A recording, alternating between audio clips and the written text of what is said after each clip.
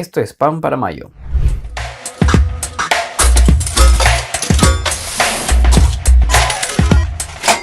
Hola, ¿cómo están todos ustedes? Bienvenidos a Pan para Mayo.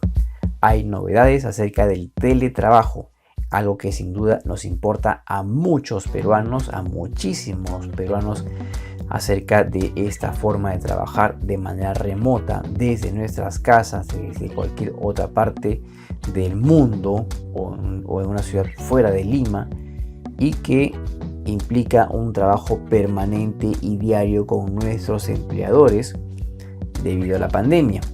Recordemos que la pandemia COVID-19 en los años 2020-2021 obligó a las empresas a que sus trabajadores trabajen desde casa justamente para evitar los contagios de COVID. Y esto obviamente se ha convertido ya casi en una forma de trabajar normal, en el mundo de hoy, en el mundo del año 2022. Por eso es que el Congreso de la República ha promulgado una ley acerca del teletrabajo y de las formas justamente que se aplican en esta forma de trabajar. Así que vamos a conocer algunos aspectos relevantes de esta normativa para obviamente tener todo en cuenta. Recordemos que por lo menos la mitad o un poco más de la fuerza laboral del Perú en este momento se encuentra aún trabajando desde sus casas y la otra parte ya está de manera presencial. Aunque sin duda esto tiende a ser mucho más. Hay más gente que está yendo ahora sí a sus trabajos a trabajar en el día a día y ya no de manera remota como hacía antes. Veamos entonces qué es lo que nos trae esta normativa para tener en cuenta. Veamos. De hecho, hay escenarios que se aplican justamente para la forma del teletrabajo según esta norma legal que ha sido publicada por el Diario Oficial del Peruano acerca de la ley del teletrabajo.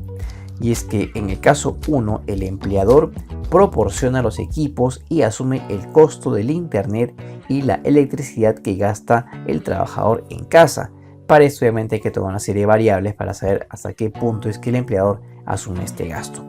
En el caso número 2, el empleador compensa los gastos al trabajador en caso de ese trabajador ponga su computadora, ponga su internet, gaste su energía eléctrica para justamente trabajar.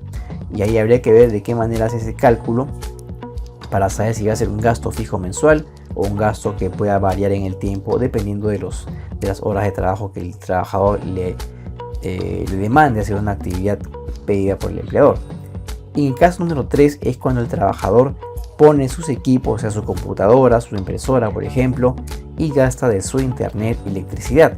Eso es un caso ya muy extremo en el que obviamente el empleador no asume ningún gasto y básicamente el trabajador es el que gasta todo en el día a día para poder trabajar. Entonces ahí son escenarios puntuales. Ahora, ¿cómo se hace esta compensación? ¿Cómo es que se puede calcular en qué casos el empleador puede compensar económicamente al trabajador por usar sus equipos en casa? ¿No? Por ejemplo, en alguna modalidad se sugiere que el empleador pague una parte del internet que el trabajador tiene contratado en casa para su día a día. Es una posibilidad que también se puede dar. Es una cosa que se negocie, un acuerdo de partes entre el trabajador y el empleador para saber qué aspecto o qué parte de este internet mensual con cargo fijo que el trabajador tiene en casa para que el empleador pague esa parte porcentual ya acordada. En el segundo caso, por ejemplo, para gastos de electricidad, por ejemplo, se pueden comparar meses previos de consumo de electricidad sin teletrabajo con el mes en situación de teletrabajo. O sea, el mes en que el trabajador ha usado más internet, ha usado más tiempo, sus focos en casa, todo prendido para trabajar, su computadora, su impresora, implica obviamente un gasto mayor de electricidad. Se compara ese mes con los meses previos en que no hubo teletrabajo y los gastos o el diferencial en kilowatt hora, que son extras, ¿no es cierto?, serían asumidos entonces por el empleador en un escenario que sea, digamos así, hipotético. Hay casos, por ejemplo, de países en la región, llámese Uruguay, Argentina, México, en donde las compensaciones de empleadores a los trabajadores van desde los 14 a los 50 dólares mensuales en promedio, y esto obviamente también hay que tenerlo en cuenta porque en el Perú la realidad es distinta, así que esos montos no se aplicarían para Perú. Sin embargo, dependiendo obviamente de la carga laboral y sobre todo de la cantidad de horas que el trabajador debe estar conectado de manera remota a su empresa, obviamente ahí tendría que verse para ver cómo es ese cálculo y cuál es finalmente el monto que va a reconocer el empleador a su trabajador por el concepto del teletrabajo. Entonces eso básicamente es lo que trae esta normativa.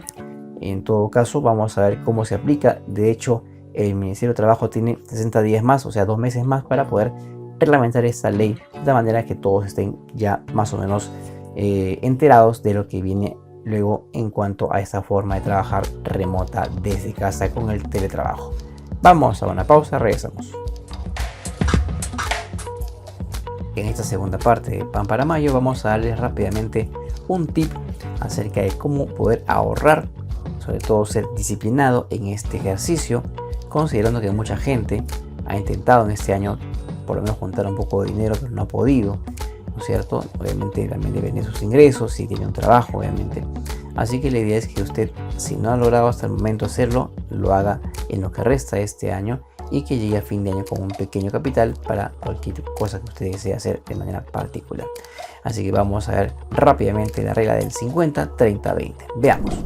La politóloga Elizabeth Warren, en su libro Todo tu valor, el último plan de vida económico o plan de vida monetario, establece una regla llamada 50-30-20 para empezar a ahorrar.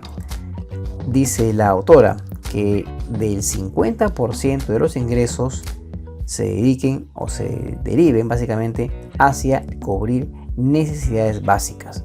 50% de los ingresos para cubrir necesidades básicas: alimentación, vestimenta, vivir, por ejemplo.